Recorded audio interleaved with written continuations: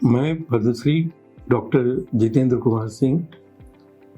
Basically मैं एक oncologist हूँ, कैंसर ट्रीटमेंट से संबंध रखता हूँ और पिछले 48 साल से हम ऑन्कोलॉजी में काम कर रहे हैं।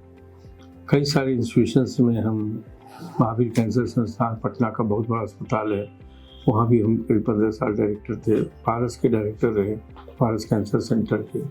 वेदांता में भी कमेटी के चेयरमैन हैं और अभी हम 2 अस्पताल से जुड़े हुए हैं। तो ये मेरा अस्पताल है, एसएस अस्पताल और रिसर्च सेंटर, और दूसरा Shri Sai institute of medical sciences बगल में हाजीपुर है, वहाँ भी हम चेयरमैन हैं। तो ये दोनों अस्पताल से भी हम जुड़े हुए हैं और कैंसर की चिकित्सा बहुत लंबे समय से हम कर रहे हैं और बहुत सारे अनुभव करके 5 दशक का मेरा अपना अनुभव रहा है। काफ़ी दिनों से बॉम्बे में भी थे हम, टाटा मेमोरियल में हॉस्पिटल में, वहाँ भी लंबा समय काम करने का मौका लगा। तो बहुत सारे पेशेंट से, बहुत सारे लोगों से बातचीत करके, पेशेंट को देख करके बहुत सारे अनुभव हासिल हुए। तो मेरा एक चीज़ ये कहना है कि कैंसर जो है अभी बहुत ही कहा जाए कि तेज़ी से बढ़ रहा है, बहुत तेज़ी से। देश में लगभग 15 लाख नए रोगी हर वर्ष आ रहे हैं और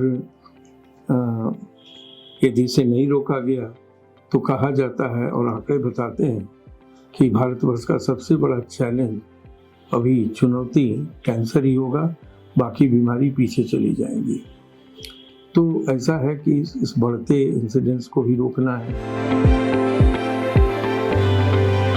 दूसरी बात, कैंसर के 2 बेसिक जो है सो प्रॉब्लम्स हैं जो हम लोग देखते हैं कैंसर के डॉक्टर। पहला तो ये है कि लोग जो आते हैं वो बहुत ही एडवांस स्टेज में आते हैं हम लोग के पास।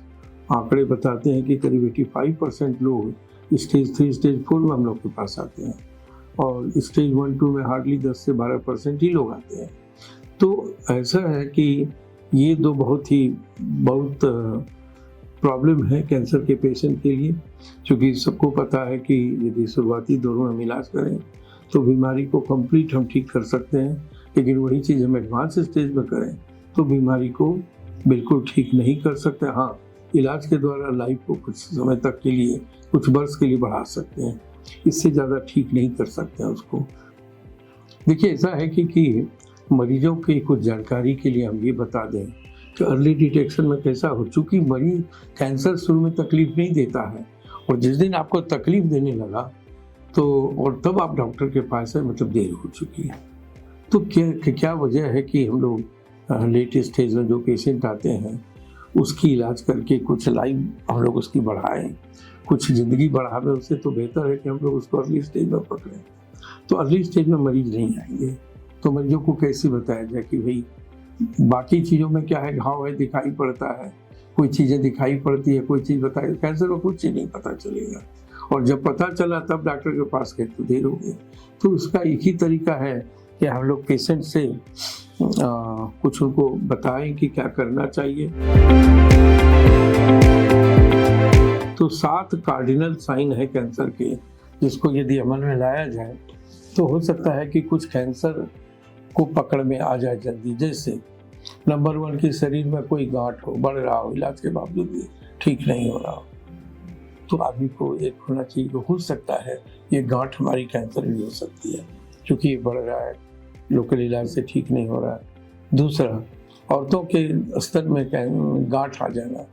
आज वर्ल्ड में सबसे ज़्यादा औरतों को कैंसर होता है, वो भी इसके गांठ में सबसे ज़्यादा वर्ल्ड में ये कैंसर होता है। तो उस गांठ को हम लोग ये करें कि उसको हल्के से नहीं लें।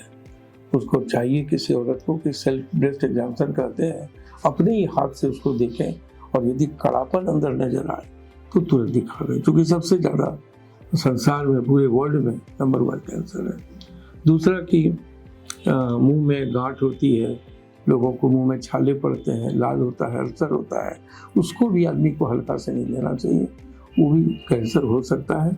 तुरंत डॉक्टर से दिखाएं और ऐसे भी मुंह में देखें तो आपको बदलाव कुछ नजर आए तो डॉक्टर से जाके मिलें। चौथा चीज़ ये होता है कि कभी मुंह से खून आ रहा हो, कभी खांसी से खून आ रहा हो, पेशाब के रास्ते से खून आ रहा हो, पखाना के रास्ते से ब्लड आ रहा हो, ऐसी स्थिति में लोगों को चाहिए कि हम लोग अपनी जांच करें। या तो लंग का कैंसर हो सकता है, मुंह का कैंसर हो सकता है या गले का, तीसरा उसको पखाना के रास्ते का या पेशाब के रास्ते का हो। पेशाब जल्दी जल्दी होने लगे किसी को, वो भी दिखाना चाहिए। रात में बराबर उठना पड़े, जनरली लोग रात में एक बार सो जाते हैं पेशाब करके और फिर सवेरे जगते हैं और बार बार आपको उठना पड़ रहा है, तो हो सकता है कि प्रोस्टेट कैंसर का खतरा ज़्यादा हो रहा है। आपको दिखाना चाहिए, हो सकता है नहीं भी हो, लेकिन दिखाने से ये पता चल जाएगा कि ये बीमारी है, तो अर्ली स्टेज में पकड़ा जाएगा। इसके बाद ये है कि तिल है, मस्सा है, इसमें परिवर्तन हो रूप में, रंग में, आकार में, तो उसको भी हल्का से नहीं लें। हो सकता है कि मूल का भी कैंसर ज़्यादा होने लगा है। इसके बाद यदि है कि बच्चे में खास करके लगता है किसी आदमी को हम तो ठीक ठाक है, खाना खा रहे हैं, सब चीज़ मेरा ठीक ठाक है, तो हमें क्यों कमजोरी लग रही है। तो हो सकता है कि ल्यूकेमिया हो, ब्लड कैंसर हो, उसमें बुखार के साथ साथ कमजोरी भी आती है और जांच करानी चाहिए। सारी चीज़ें हैं, नो कार्डिनल साइन है।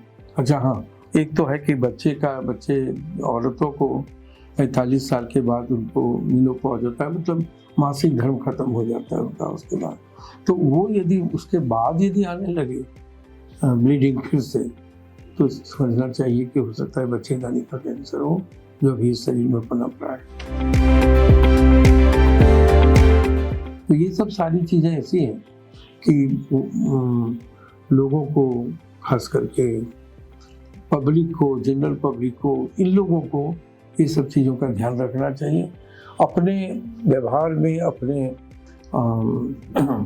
खास करके जो हमारा अपना जो रूटीन होता है ना, अपना स्टाइल है जीने का, सबका अलग अलग होता है, तो हम लोग उसमें थोड़ी चेंजेस लावे हैं ना, व्यवहार में चेंजेस लावें, अपना रूटीन में चेंजेस लावें, थोड़ी एक्सरसाइज ज़रूर करें, खान पान पर ध्यान दें, फ्रेश फ्रूट ज़्यादा लें, खान पान में वैसी चीज़ें जो कि खराबी नहीं करे, खास करके जीवन शैली में परिवर्तन लाना बहुत ज़रूरी है।